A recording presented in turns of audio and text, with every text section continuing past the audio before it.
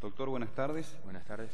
Usted seguramente sabrá que tiene 20 minutos máximo para comunicar su decisión y los fundamentos que le inspiran, plazo vencido el cual habilitará para que el tribunal, de juzgar lo pertinente, le solicite algunas precisiones, aclaraciones o reflexiones sobre alguno de sus pasajes. Lo escuchamos. La idea, en función de los parámetros y las circunstancias que describe el caso, y en función de las circunstancias que se deben dar por acreditadas conforme así lo plantea el caso, dándose por conocidas estas circunstancias, se advierte que el fiscal imputa a Patricia y a Sergio G, el apellido de ambos, la comisión de dos delitos, cuál es el previsto en el 173, inciso 3 del Código Penal, esto es la suscripción engañosa, la defraudación mediante la suscripción engañosa de un documento. A su vez también le imputa el delito previsto en el 173, inciso 11 del Código Penal, cuál es el que se conoce con el nombre de desbaratamiento de derechos acordados. Esa es la imputación fiscal que la Fiscalía lleva adelante con su teoría del caso.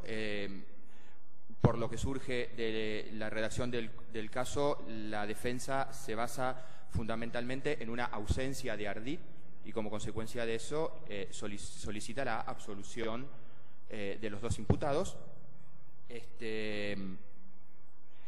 En función de la postulación fiscal y de la postulación de la defensa, debe considerarse, tal como lo plantea el caso, de que se tiene pleno conocimiento, los imputados tuvieron pleno conocimiento del acuerdo verbal que se habría dado entre quienes fueran hermanos, esto es Miguel y Bartolo.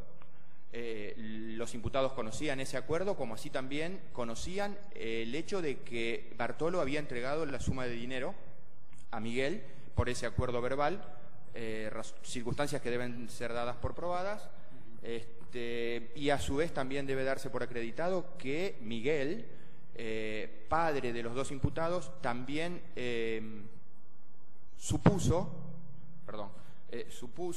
de que estaba firmando una escritura pública que tenía vinculación con la sucesión de su difunta esposa, y así creyó que era lo que estaba suscribiendo. Teniendo entonces por acreditado estos parámetros, yo he abordado el análisis del caso de la siguiente manera. Si bien la imputación del fiscal se dirige hacia dos personas, cuales son Patricia y Sergio, yo creo que no puede soslayarse el análisis de otra conducta que se desplegó en el desarrollo de todo este iter criminis, para así llamarlo, cuál es la conducta de Miguel. O sea, que yo voy a analizar en primer término uno de los hechos que se le imputan, cuál es la imputación a Patricia y Sergio de la comisión, la presunta comisión del delito de suscripción, de defraudación por suscripción engañosa de documentos, ¿sí? El 173, inciso 3. En ese sentido, en un segundo término voy a analizar la conducta de Miguel, y en un tercer momento analizaré nuevamente la conducta de Patricia y de Sergio con relación al otro delito imputado. Esa es mi estructura en la cual yo analizo detenidamente el hecho. Dando comienzo entonces con el análisis del delito imputado con base en el 173, inciso 3 del Código Penal, yo considero y doy por probado de que existió una conducta por parte de Patricia y de Sergio, cuál fue la de, mediante el pretexto de ir a firmar una escritura relativa para terminar, así dice la proposición del caso, para finalizar la sucesión de su cónyuge de Miguel y madre de los imputados. Para eso fue conducido hacia una escribanía con el objeto de firmar una escritura pública con ese contenido. Es decir, yo creo que la conducta por parte de los imputados Patricia y Sergio está acreditada. En un segundo orden de análisis, y ya entrando a la consideración de la tipicidad de esa conducta, yo creo que hubo un engaño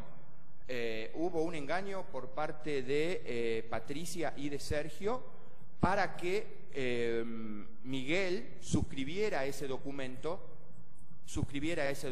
Hubo un engaño, hubo un error en el cual incurrió Miguel, porque él suscribe voluntariamente ese documento, escritura pública, en el convencimiento de que se trataba de la sucesión de su excónyuge.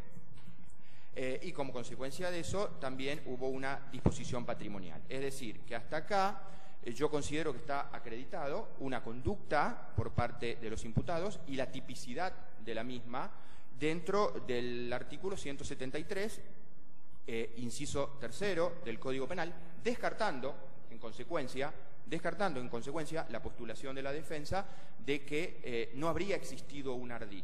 En mi criterio existió ese ardid, existió el ardid, no hay causa de justificación que permita o haya ocasionado un permiso a los hoy imputados para realizar tal conducta, no hay justificante, no hay ninguna causal que excluya la culpabilidad. Como consecuencia de eso, yo creo de que la conducta desplegada por Sergio y por Patricia es típica, antijurídica y culpable, y así lo considero encuadrándose la misma en el 173, inciso 3. Ahora bien, ¿qué pasa?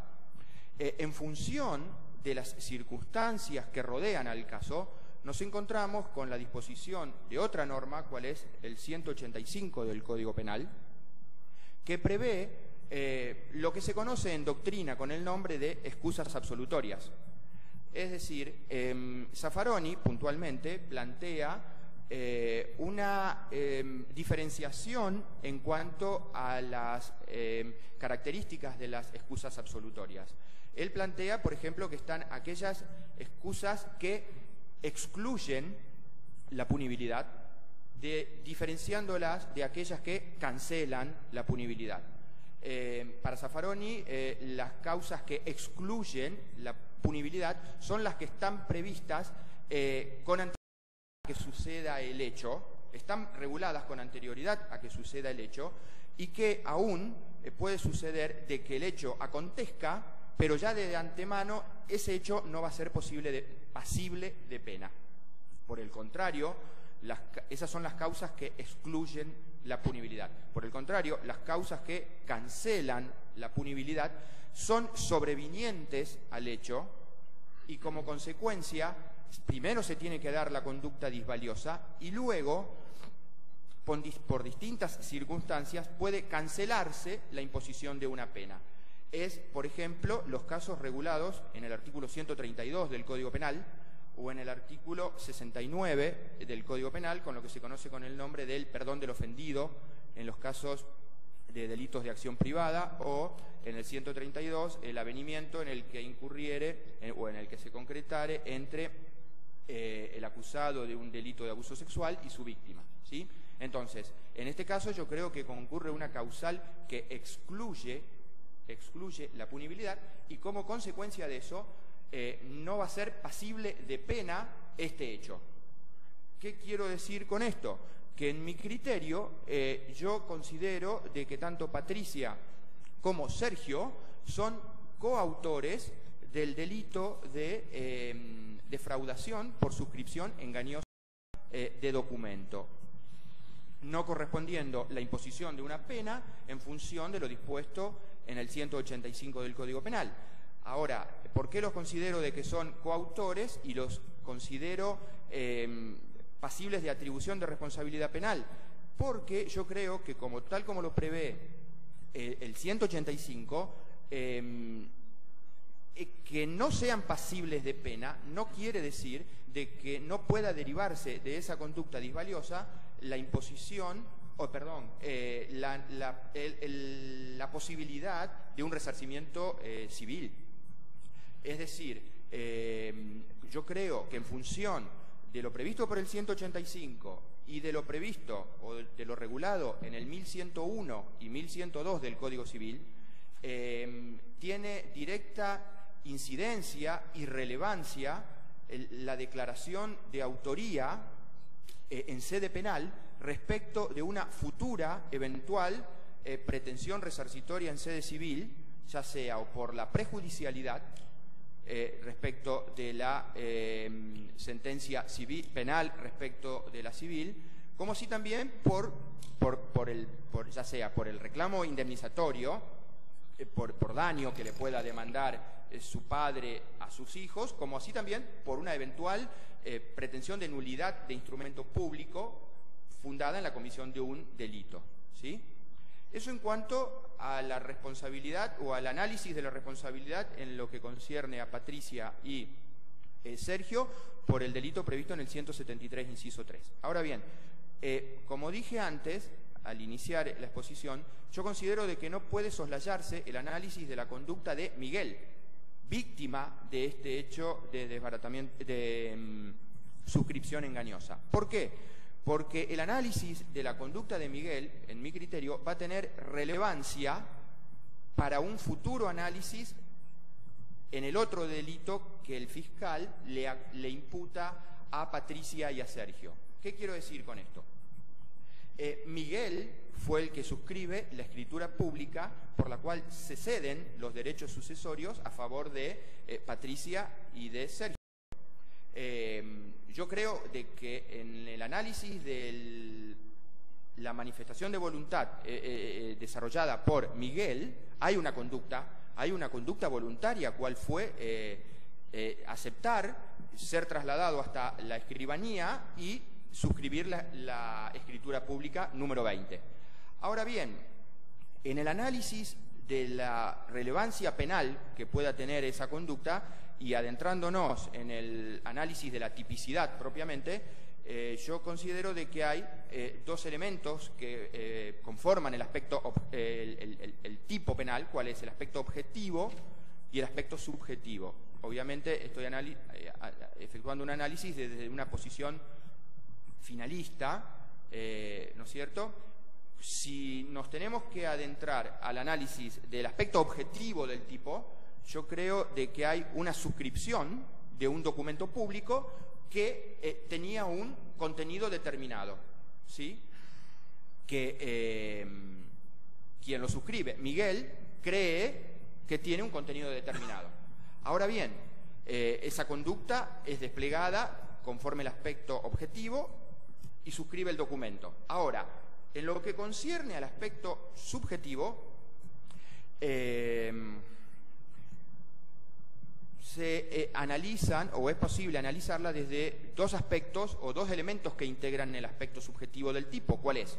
El aspecto conativo, es decir, si Miguel quiso firmar esa escritura, conociendo el contenido de esa escritura. Y yo creo que sí, que Miguel quiso firmar esa escritura, aspecto conativo del aspecto subjetivo del tipo.